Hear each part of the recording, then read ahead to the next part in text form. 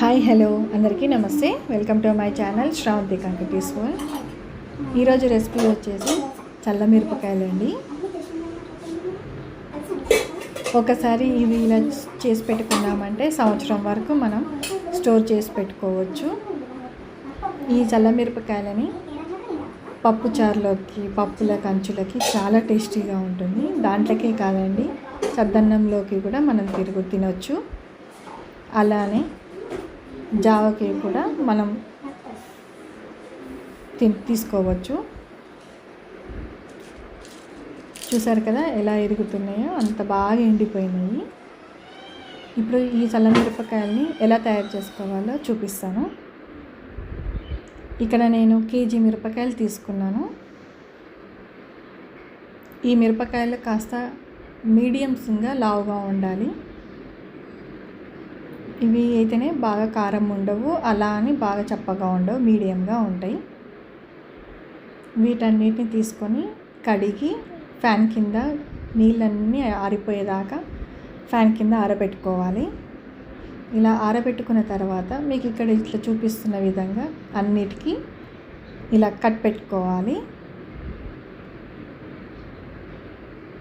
చూసారా, ఇక్కడ నేను గింజలు కూడా ఏం తీయలేదండి, ఎందుకంటే ఈ అంత బాగా కారం లేవు ఈ మిరపకాయలు. ఇప్పుడు ఒక బౌల్లో పెరుగు వేసుకున్నానండి.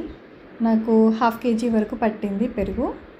ఒకసారి ఇలా బీట్ చేసుకున్న తర్వాత ఒక 2 గ్లాసుల వరకు వాటర్ వేసుకొని ఇందులో 1 స్పూన్ వరకు పసుపు,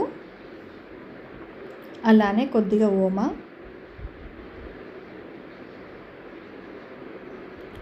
సాల్ట్ 4 లేదా 5 స్పూన్లు వేసుకుంటే సరిపోతుంది. ఒకసారి టేస్ట్ చూసుకొని వేసుకోండి. లాస్ట్కి ఒక 1/2 నిమ్మకాయ కూడా పిండుకోవాలి. ఇలా అన్నీ పిండుకున్న తర్వాత ఒకసారి అంతా బాగా కలుపుకోవాలి. ఇప్పుడు ఈ కలుపుకున్న దాంట్లో మనం కట్ చేసి పెట్టుకున్న మిరపకాయలన్నిటినీ వేసుకొని ఒక రోజంతా ఊరనివ్వాలండి.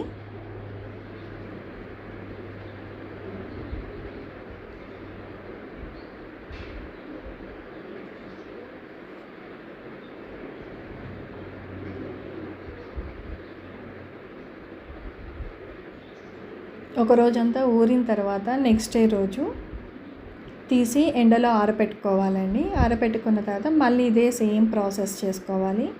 ఒక 2 days ఇలా చేసుకుంటే సరిపోతుంది. చూసారు కదా, ఇక్కడ నేను 2 days ఇలా నానబెట్టేసుకున్నా. ఇప్పుడు వీటిని తీసుకొని ఎండలో ఎండబెట్టుకుంటే సరిపోతుందండి.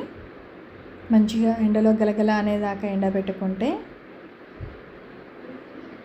మనకు సంవత్సరం పాటు నిలువ ఉండే చల్లమిరపకాయలు రెడీ అయినాయండి.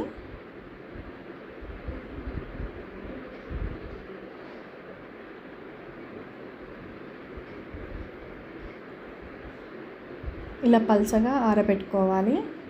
తీసుకొని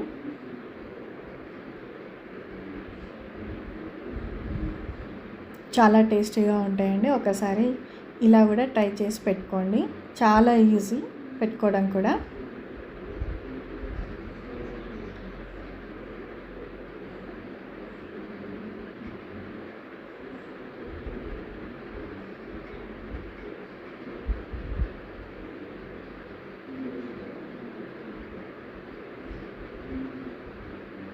ఇలా మిగిలినవి కూడా కొన్ని కవర్లో వేసి పెట్టానండి.